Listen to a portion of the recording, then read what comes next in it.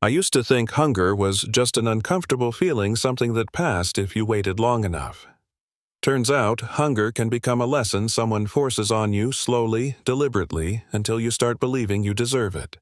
That's what happened to me, and I didn't understand it at first. None of us ever do. It always starts small. Quiet, almost reasonable, the kind of thing adults wave away and say, "That can't be right." But it was right, and it nearly broke me. I was 8 years old, living in a town that looked perfect from the outside.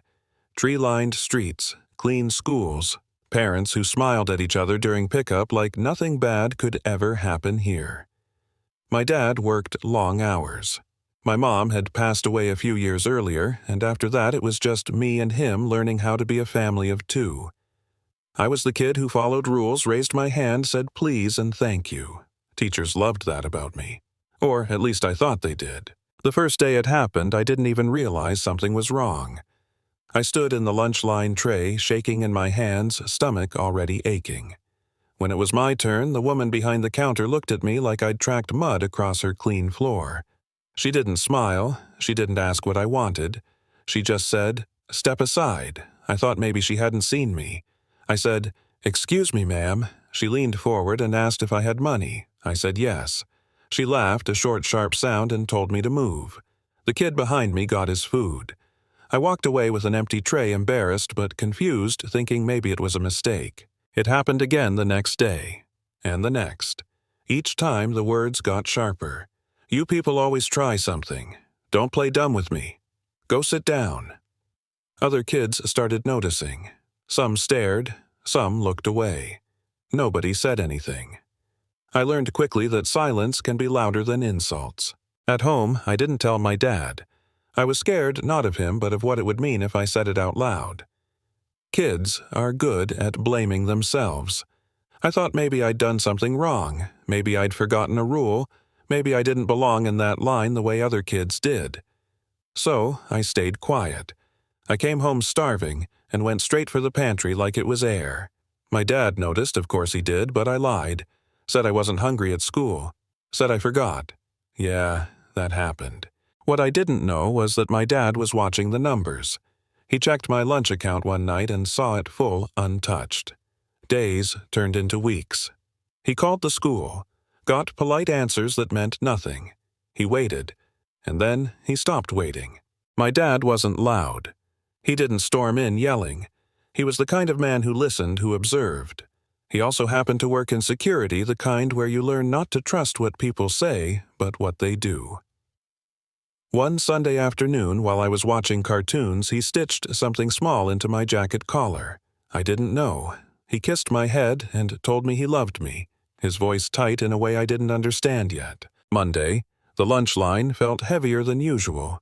When I reached the counter, the same woman was there. Different kids, same look in her eyes. I asked for lunch. She tilted her head and said, "Didn't I tell you already?" Her voice was louder this time. Kids behind me started shifting. I said, "My dad put money in my account." She leaned in and said, "I don't care what your daddy says. I decide who eats." Then she said the word. The one that makes your stomach drop, even if you don't fully understand why yet. I felt everyone looking at me. I felt small. I walked away again. My dad watched it all.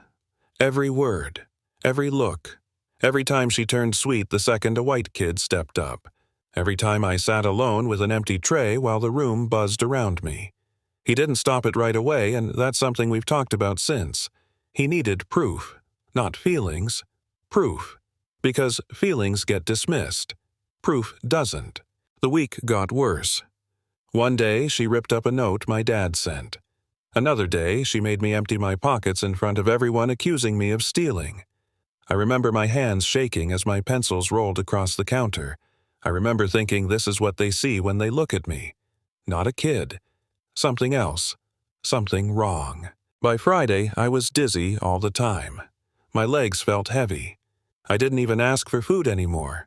I just stood there, tray out, eyes down. She leaned close and whispered that I needed to learn my place. That food was for real kids. I nodded because I didn't know what else to do. That night I ate too fast and got sick.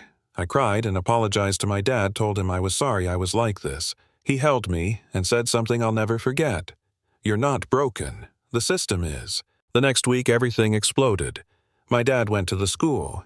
They talked about misunderstandings and policies. He showed them a screen. They didn't watch for long. They said they needed time. That same day, the woman told me I wasn't allowed in the cafeteria anymore. When I reached for a free apple sitting out for everyone, she grabbed my wrist and dragged me down the hallway, calling me a thief.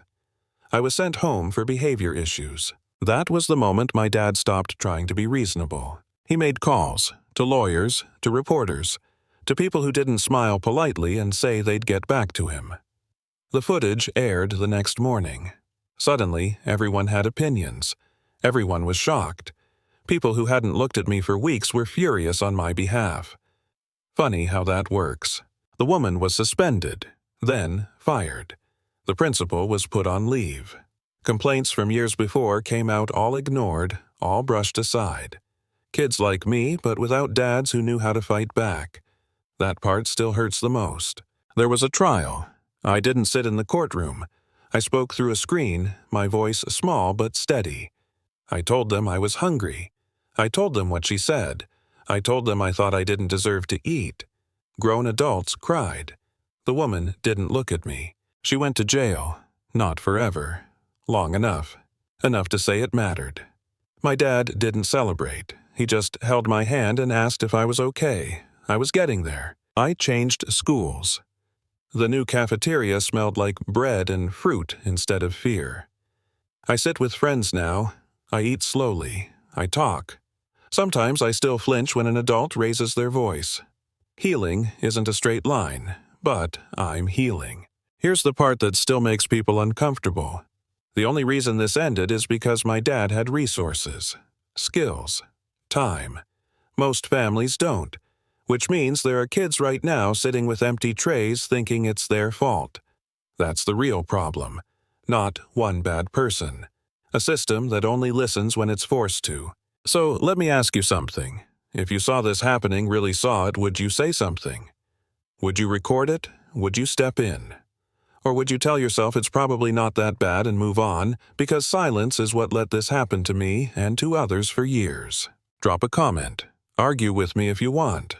Share your own story. Talk about what justice actually looks like to you. And if you believe no child should ever have to earn the right to eat, make some noise. Sometimes the only thing that changes anything is refusing to stay quiet.